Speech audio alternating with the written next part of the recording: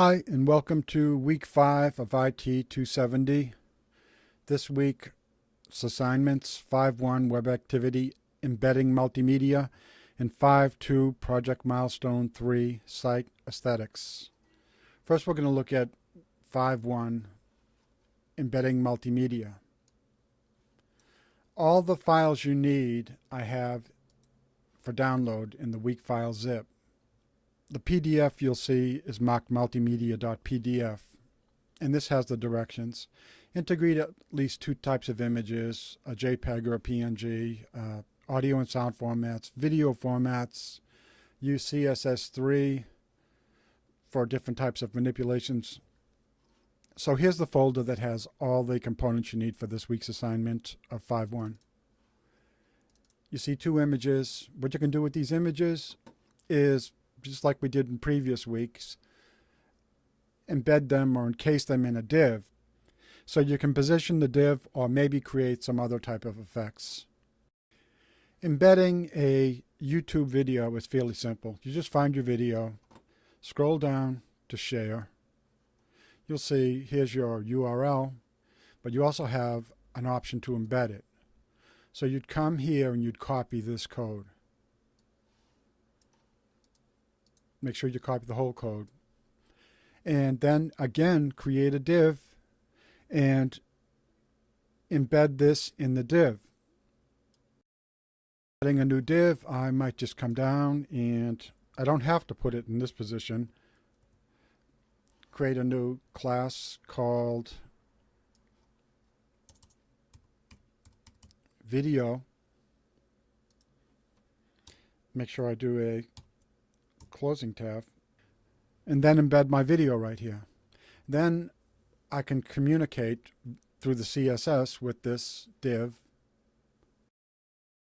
Now we're on to 5.2 Final Project Milestone 3 Site Aesthetics. I thought a good way to talk about aesthetics would be to start off with a film genre called film noir, which was really popular in the 40s and the 50s. These were the gumshoe detective movies. Lighting played a really big part in creating an atmosphere of almost impending doom or mystery. This is a picture from one movie. Here's another one. That's Robert Mitchum. Here's another one.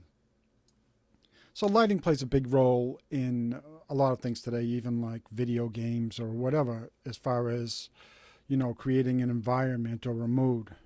Now contrast that with a movie like Toy Story. Now you see all these colors are what they call primaries. They're pure, and they are communicating. They're very vibrant. They're communicating to, a younger audience, like this, which is basically the same thing. Or even McDonald's, and a McDonald's advertisement. Although this photograph right here, the colors are a little bit bleached, so they're not really being portrayed, I don't think, the way they should be. This might be closer to a film noir, I suppose, from a lot of days gone by.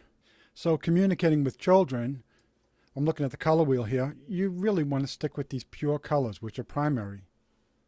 Or maybe jump at the secondary. But for the majority, you're sticking to these really pure colors, because being a child, I suppose it really is more exciting, and it's simpler.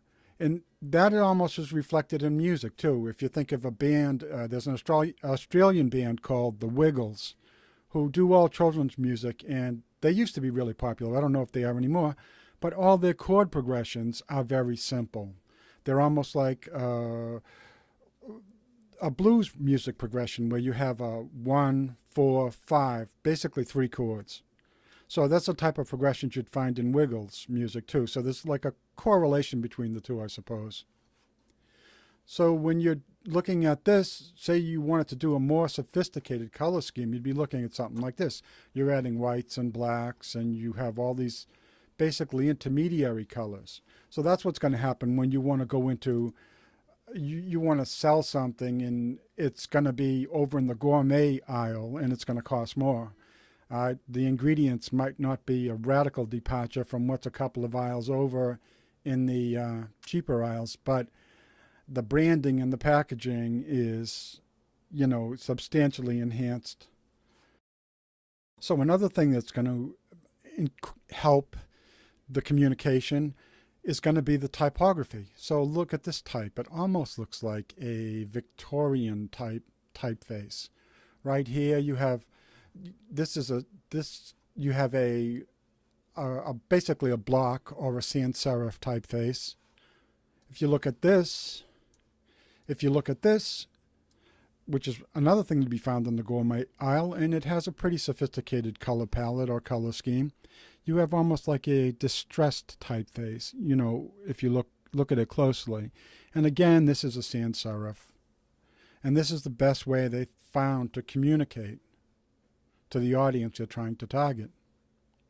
Also, if you look at the typography, as opposed to this, which one would you think? This would be almost more of a yelling than this is more subdued, this distressed type. And the colors are basically subdued. Take into consideration what's in the see-through glass container. Hope that helps. Thanks. Bye.